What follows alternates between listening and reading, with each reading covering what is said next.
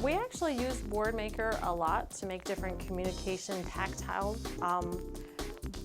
items for students to use, and these actually are just a few. You can see there it comes in all different shapes and sizes and formats, and it would just take me for a whole table full of stuff to show you how different that these can look. On the very basic level, we have these little, you might see these in specialized programs where teachers are carrying them around for our nonverbal students. They're going to model this and use picture cues for students as well. So, and these little tabs on the side will be a quick way for them to get to what they want to say. So if I use my little tab on the side that says stop, I can tell them, stop, point to the picture, stop. I can also say wait, other things in here, great job. Okay, so you'll see these hanging off of like their teachers' name badges, or even off a key ring hanging on their belt, because they have these so that they can use them to help students. So at any point, if a student doesn't have their device right with them, they could even take something out very quickly and have picture symbols help them communicate to the student and have the student use it to communicate to them. So that's using Boardmaker symbols just to make a quick way for our teachers to communicate with students. Another one is what I believe we have these in our special ed pre-Ks, and these are called our snack mats, because we're really trying, in our special ed pre-Ks, we have some students that are nonverbal or don't have trouble communicating.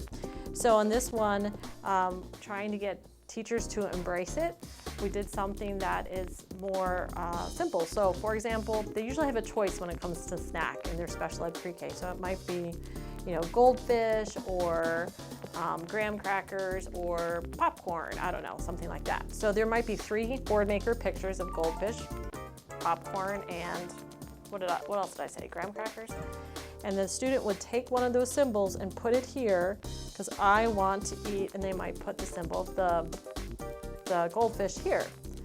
And then they can say please and thank you, and they can even point to how many they want. I want 5 graham crackers, I want 3 pretzels, or whatever. And some students will only ask for 1. That blows my mind. I would be like, 5 please, 5 more please, I want more. And then they can say that they like it or they don't like it by pointing. And this is in a very basic level to have a snack mat. And it's laminated just in case they drool or they get crumbs or they spill on it, so it's nice and clean. Moving up from there, we have something like this. And this kind of focuses on some core language, and that's something that you might hear in the world of special ed, is using core vocabulary.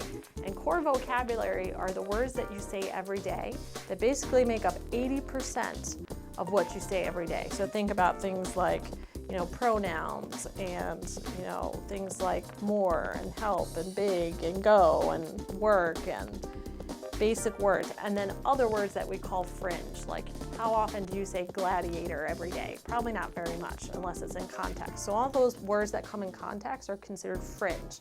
All of our words that we don't necessarily want the kids to learn as much as their core. So this has their core language, and then we can strip these out based on what they're learning, because these have to do with building with blocks. So blocks, build, knock it down. I want to make it higher, I want to build it lower. Oh, it's too loud when I knock it down, let's be quiet. So I can take this off and completely put on a new strip based on what the activity is. So let's say we're reading a book. I can take the strip off and put on here the book strip that has to do with book, read, funny, great, surprising, scary, uh-oh, let's read it again. And then here's their core vocabulary with I, you, I like it.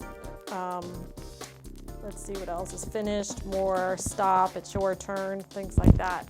And then over here, you're probably not going to be using colors when you're reading a book, so you can switch that out for something else in here. Let's see what might go along with the, this might be a good one for reading a book, is feelings. What was the character feeling as you read the book? Was the main character tired? Was he mad? Was he hungry? Was he excited? And so on, so that they can make comments as they go. So all of this is customizable based on the activity. All right, so that's pretty cool. Another thing that we have is the accordion, and it unfolds like this. And again, you'll see the alphabet down at the bottom, and then you'll see some core vocabulary, the vocabulary that you're probably going to say a lot during the day. Different questions you ask, when, where, how, people that you refer to, you, me, friends, teachers, different verbs of stop, wait, go.